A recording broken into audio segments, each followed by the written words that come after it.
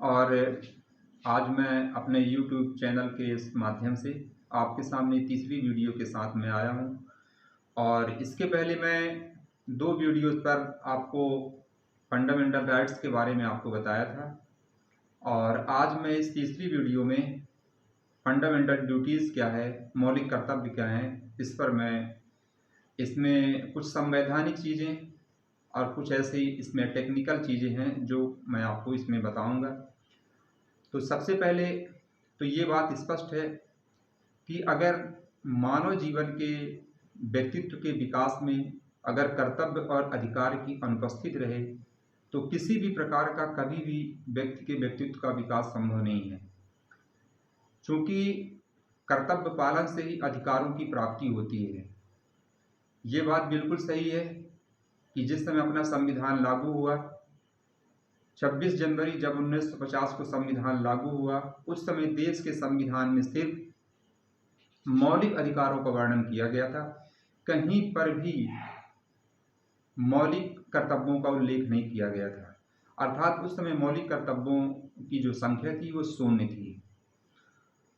हालांकि इसका मतलब ये नहीं था कि उस समय देश में या नागरिकों को या संविधान को मौलिक कर्तव्यों की आवश्यकता नहीं थी क्योंकि मौलिक अधिकार तो थे।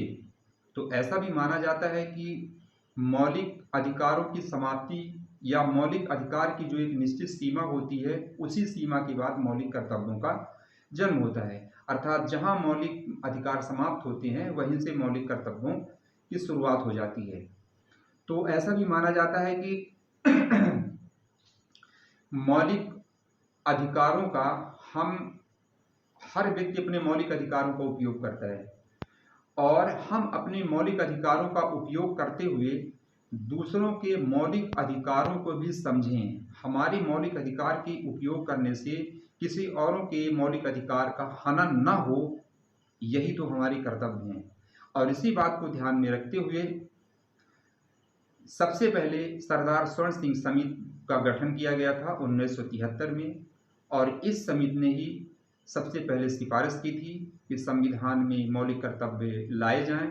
इसी बात को ध्यान में रखते हुए सबसे पहले 42वां संविधान संशोधन 1976 में किया गया था, और इसी संशोधन में संविधान के भाग 4A में अनुच्छेद 51A में इसका वर्णन किया गया, और जो मौलिक कर्तव्यों को इसमें शामिल किया गया वो तत्कालीन उस समय का सोवियत संघ, जिसको हम आज रूस के नाम से जानते हैं, वहाँ के संविधान से लेकर के भारत के संविधान में जोड़ा गया। और जिस समय संविधान देश में लाए गए, यानी आज़ादी के बाद जब देश 26 जनवरी 1950 को संविधान लागू होता है, और वहाँ से लेकर के 26 साल के बाद देश के संविधान में मौलिक कर्तव्यों को शामिल किया गया। और उस समय जब अनुच्छेद 51A में मौलिक कर्तव्यों को रखा गया, उस समय उनकी संख्या केवल 10 थी। और फिर उसके बाद 26 साल के पुनः बाद, यानी सन 1976 के बाद 2002 में 86वां संविधान संशोधन लाया गया, और उसमें 51A में 11वां मौलिक कर्तव्य को शामिल किया गया, जिसमें देश के अभिभावकों को, देश के हर नागरिकों को अपने बच्चों के जिनकी आयु 6 से 14 वर्ष के बीच में है, उनके लिए शिक्षा के अवसर प्रदान करेंगे। ये उनका एक नैतिक दायित्व होगा कि बच्चों के लिए ऐसे अवसर उत्पन्न करें जिससे वो शिक्षा प्राप्त कर सकें। और इस प्रकार की बातों को लेकर के 2002 के बाद भारत के संविधान में 11 मौलिक कर्तव्य आज उपस्थित हैं। तो मौलिक कर्तव्यों के विषय में और भी बहुत सारी बातें होती हैं। वैसे भी महात्मा गांधी ने भी कहा था कि मौलिक कर्तव्य और मौलिक अधिकार, यानी अधिकार और कर्तव्य एक ही सिक्के के 2 पहलू हैं।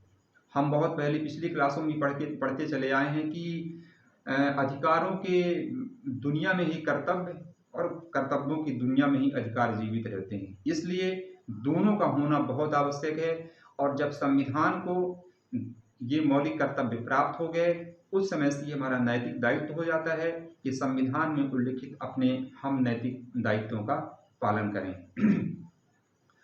अब सबसे महत्वपूर्ण बात उसके बाद ये आती है कि जब मौलिक कर्तव्यों को शामिल किया गया, उसके बाद से बहुत सारे ऐसे आलोचक थे, कुछ तर्क देकर के वो आलोचना भी करते हैं। जैसे उनका तर्क ये है, इस आधार पे वो तर्क करते हैं कि मौलिक कर्तव्य के पीछे किसी प्रकार का कोई ऐसी बाध्यकारी शक्ति नहीं है, अर्थात मौलिक कर्तव्यों का उल्लंघन करने पर किसी प्रकार का दंड का प्रावधान नहीं, ये बाध्यकारी नहीं है। दूसरा बिंदु, वो इस पर आपत्ति जताते हैं कि मौलिक कर्तव्यों के क्रियान्वयन की जो विधि है, उसकी जो प्रक्रिया है, उसका कहीं भी संविधान में जिक्र नहीं है, उसकी कहीं चर्चा नहीं की गई है।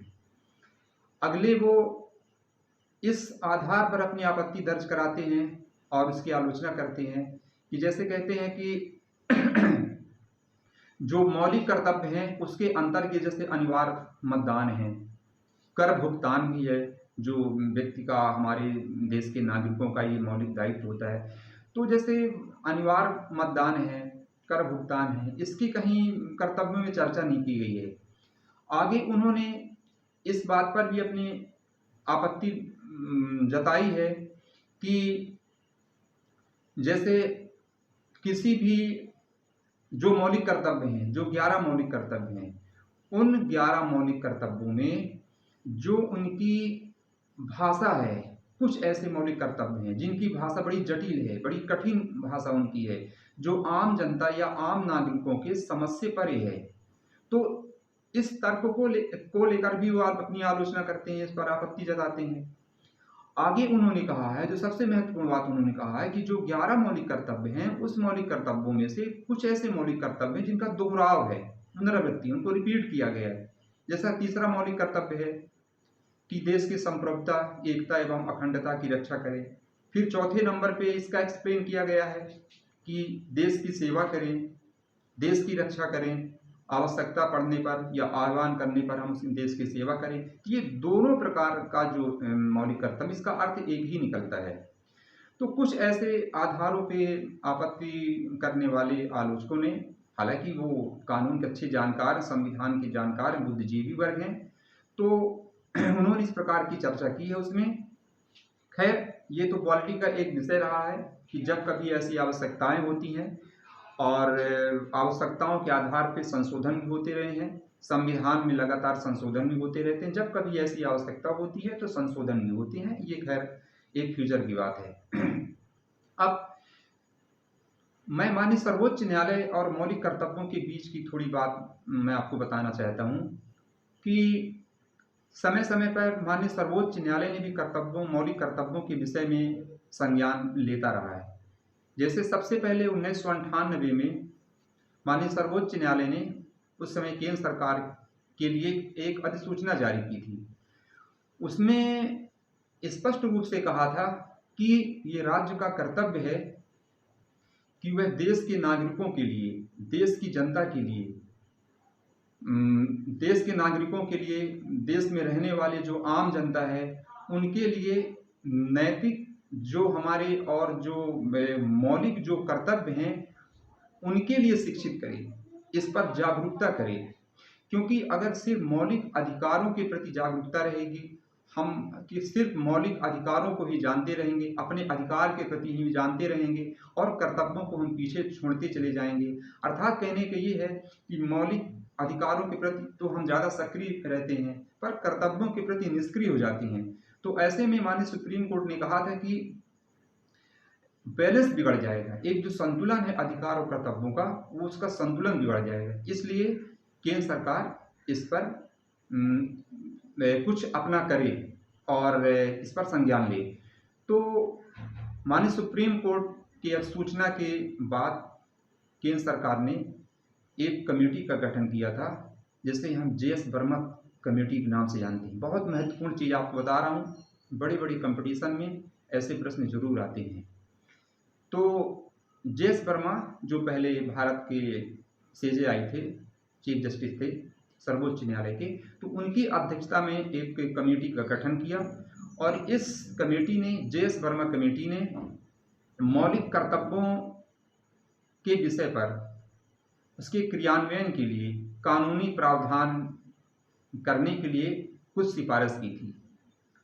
जैसे सबसे पहले उन्होंने इस बिंदु पे की कि सिविल अधिकार संरक्षण अधिनियम 1955 उसमें स्पष्ट है कि जाति और धर्म के विषय पर किसी प्रकार का यदि अपराध होता है तो उसमें दंड का प्रावधान है, और यह बिंदु दंड देने का प्रावधान इसमें किया गया है। इसकी सिफारिश जेएस वर्मा कमेटी ने पहले की। दूसरे नंबर पे इस कमेटी ने जो इस पर अपनी सिफारिश की थी, वन्य जीव संरक्षण अधिनियम 1972। इसमें यह था कि जो दुर्लभ प्राणी हैं या लुप्त प्राय होने वाले जो प्राणी हैं, इनके व्यापार पर प्रतिबंध लगाने का ये बिंदु प्रावधान करता है, तो इसकी सिफारिश हुई। तीसरे नंबर पर राष्ट्रीय गौरवपूर्ण अपराध अधिनियम 1971। इस पर यह है कि देश के जो प्रतीक हैं, संविधान के प्रति जो संस्थाएं हैं, संविधान में संस्थाएं हैं, राष्ट्र के प्रतीक हैं, जैसे राष्ट्रगान हो गया, राष्ट्रध्वज हो गया, इनका सम्मान करें। अगर इनका अपमान के बाद दोष सिद्ध होता है तो इसमें भी दंड का प्रावधान है। आगे चल के इस कमेटी ने एक बिंदु और को लेकर के सिफारिश की, वन अधिनियम 1980। इस पर भी कानून बना हुआ है कि जो अंधाधुंध कटाई होती है, जो पेड़ों की कटाई है, तो इस पर भी अपराध के आधार पे दंड की व्यवस्था इस पर भी की गई है। और अगली बिंदु पर माननीय सर्वोच्च न्यायालय ने ये भी के आधार पर जब ये कमेटी ने अपना सुझाव दिया और सिफारिश की कि भारतीय दंड संहिता IPC इंडियन पेनल कोड में भी इस बात की व्यवस्था है कि राष्ट्रीय अखंडता, राष्ट्रीय एकता के विषय पर या इससे संबंधित किसी प्रकार का पूर्वाग्रह को रखते हुए और देश के प्रति यदि गलत भावना के माध्यम से अपमान होता है और दोष सिद्ध होता है, अपराध साबित होता है, तो इस पर भी दंड का प्रावधान किया गया है। तो जेएस वर्मा कमेटी सबसे महत्वपूर्ण जो इन कानूनी प्रावधानों की सिफारिश की थी, सबसे महत्वपूर्ण माने जाते हैं। इसमें एक मैं बहुत टेक्निकल चीज़ बताऊं, कुछ परीक्षाओं का जो स्तर होता है, उन स्तरों के आधार पर ऐसे प्रश्न पूछे जाते हैं। जैसे अगर ऐसा प्रश्न है कि मौलिक कर्तव्यों को जो शामिल किया गया भारत के संविधान में, कौन सी समिति की सिफारिश पर किया गया, तो ये तो रहेगा कि सरदार स्वर्ण सिंह कमेटी। लेकिन दूसरा प्रश्न ये बनता है कि किस कमेटी के तहत कानूनी प्रावधानों को लागू किया गया था, तो रहेगा जेएस वर्मा कमेटी। तो जस्टिस वर्मा कमेटी के नाम से ये जानी जाती है। तो इस आधार पर मैंने आपको आज मौलिक कर्तव्यों के विषय पर ये कुछ जानकारियां दी हैं और भी सरल रूप से आपको बताने का प्रयास किया है। इस वीडियो को आप ज़रूर देखिएगा और अगली वीडियो में मैं पुनः एक नए चैप्टर को लेकर के और उसके बाद मौलिक अधिकारों और मौलिक कर्तव्यों से मोस्ट इम्पॉर्टेंट निकलने वाले जो वैकल्पिक प्रश्न रहेंगे, उसका मैं कलेक्शन करके आपके सामने लाऊंगा, जो आपके लिए किसी भी कंपटीशन एग्जाम या किसी भी या अन्य प्रकार की परीक्षाओं के लिए बहुत ही उपयोगी होगा। इस वीडियो को आप पूरी वीडियो मेरी ज़रूर आप देखिएगा। इस वीडियो को आप लाइक करिएगा, सब्सक्राइब करिएगा, शेयर करिएगा। जी धन्यवाद।